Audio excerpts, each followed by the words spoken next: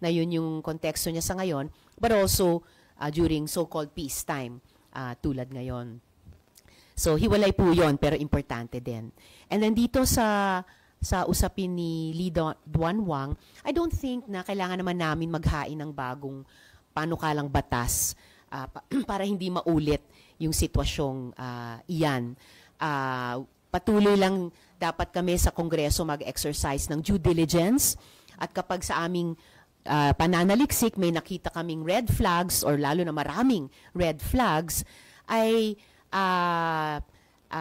i-decelerate namin or tigilin yung proseso ng pagbibigay ng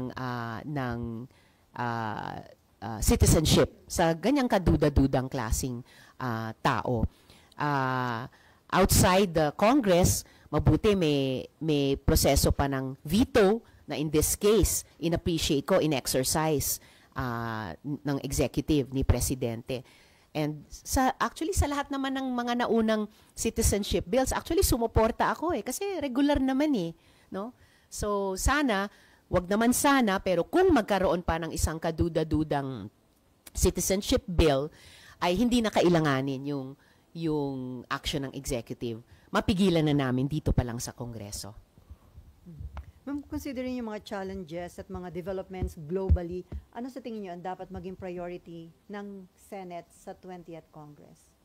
Kayo sa minority, meron na rin ba kayo napag-usapan? Ano yung... hindi pa namin napapasukan yan in depth, pero well, salamat sa tanong kasi nabanggit ko kanina, di ba, yung gusto naming pumihit sa temang It's the Economy, Stupid.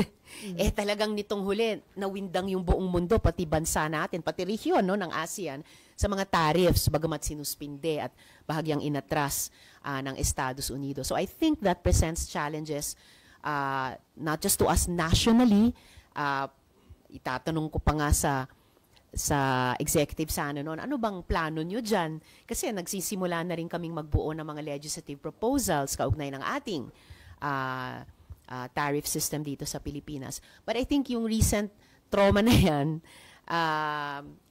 also presents challenges for ASEAN. So bukod sa nire-raise nating mga Pilipino sa ASEAN, kaugnay halimbawa ng Myanmar o dati ng East Timor, di ba?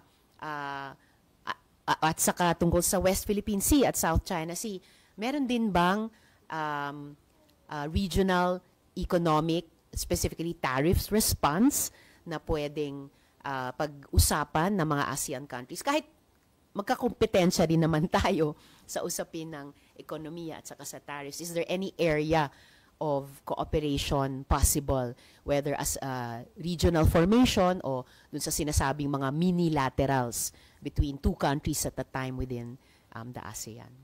And then last on my part, ma'am, kahit itong si former Presidential Legal Counsel Panelo, naniniwala na si Harry Roque is not a victim of political persecution. Kaya parang ang kanyang advice sa kanya, come home and face your charges.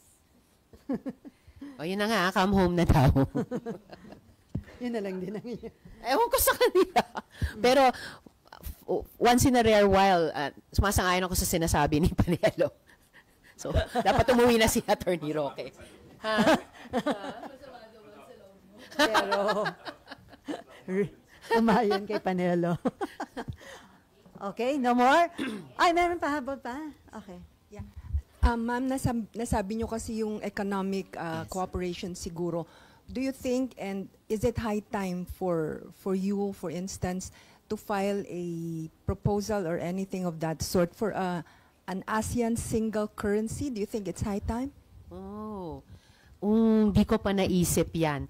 Ang interesting conversation do kasi in different parts of the world pinag-uusapan na dollar pa rin ba yung gold standard? Di ba yung BRICS nag-a-assert ng mga currencies din nila, lalo na yung yuan. May mga anecdotal may mga anecdotes, halimbawa na sa sections ng coffee industry sa Thailand, nire-require na mag-transact pati yung mga foreign buyers in baht. Mga ganon. So, interesting. I don't know what our Bangko Sentral thinks about that. Pinag-uusapan na ba ng mga central banks ng ASEAN yan? Paano i-reconcile or i-convert in a fluid way between currencies, if ever. Siyempre, yung symbolism din, no, napaka-powerful, di ba? Na hindi na yung dollar yung standard all over the world. And